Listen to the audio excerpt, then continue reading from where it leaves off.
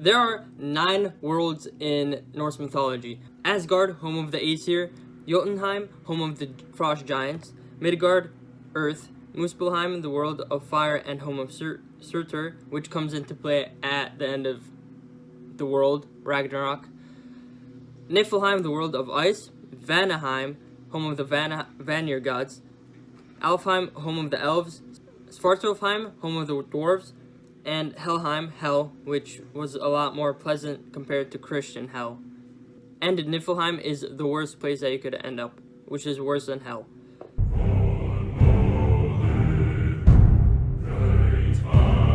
Heat from Muspelheim would melt the ice on Niflheim into the Gnung Gap, which was the space between those two realms. Then a venomous river from Niflheim would spill into the ice as well and create Ymir, the first frost giant, or Jotun. Another venom would spill into the ice and also create a cow named Adhulma. Ymir would survive by drinking her milk, and Adhulma would survive by licking ice blocks. Ymir would fall asleep and give birth to a son and daughter from his armpits. And Ymir's legs would also create a son with 6 heads. These children would go on and create the first frost giants. The cow would continue to lick the ice blocks and uncover Buri, which would have a son named Bor, and he would go on to marry Besla and have kids named Odin, Vili, and Ve. Odin, along with his brothers, would go on to kill Ymir, and his blood would make a lake that would drown almost all of the frost giants, except 2 which would escape on an ark. Odin and his brothers would use Ymir's body to create the following. They used his flesh to create Midgard, which is earth, his blood to create the lakes and oceans, his blood would create stones and pebbles, and the top of his skull would be put into the sky to create the sky and be held by 4 dwarves. And their names would translate to north, east, south, and west. And Ymir's brain would be made into clouds. Odin and his brothers also took glowing sparks from Muspelheim to light up heaven and earth. Bor would make the first humans, Ask and Embla, from logs which the names translated to Ash and Elm, the trees that they were made from. The Aesir gods would make a home, Asgard, in the center of the cosmos to be able to watch over the 9 realms. Odin and Frigg, his wife, would make the rest of the Aesir. Then Odin and his daughter would go on to create Thor, the god of thunder. A giant named Mundofari thought that his son and daughter were so beautiful that he named them Moon and Sun. The gods thought that this was arrogant, so they took his children and made them drag the sun and moon around the world in flying chariots. To make sure they were on schedule, they were chased by 2 wolves that eventually would catch up and eat them.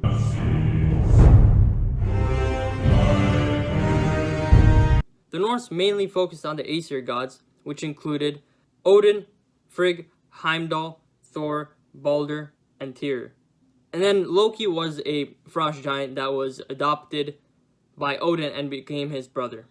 The Vanir gods weren't really focused on by Norse people because the only people in it are Njord, Freyr, Freya, and Nerthus. Njord has a son and daughter, which is Freyr and Freya, and then Nerthus is the goddess of water, which that's not a really big list of gods. So yeah, the Norse people mainly focused on the Aesir gods and told stories about them. Loki had 2 sons and a daughter with the goddess Angerboda. His sons are Jormungandr and Fenrir, and his daughter is Hel, which is the goddess of Helheim, or whatever you want to call it. Jormungandr is the giant world serpent that surrounds all of Midgard, which is Earth, to keep the humans safe. Fenrir is Loki's son that would eventually play a role in Ragnarok and kill Odin. So there was a war between the Aesir and the Vanir. They made a peace trade with hostages. The Vanir gave over Freya, and the Aesir gave over Mimir. Mimir is a Aesir god that I forgot to mention earlier. The Vanir gods eventually killed Mimir and decapitated him, and his head might have ended up in many different ways. One of which is in a well, which Odin came to him, or his head was revived and kept kind of like in God of War by Kratos.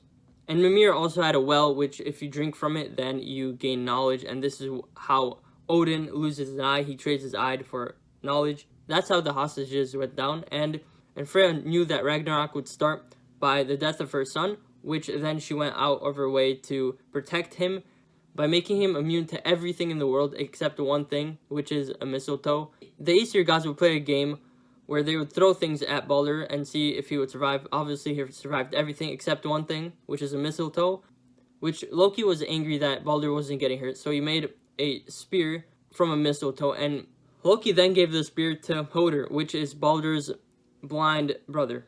Hoder threw it, and then he actually ended up killing his brother, Balder, which was all Loki's fault, and this is the start of Ragnarok.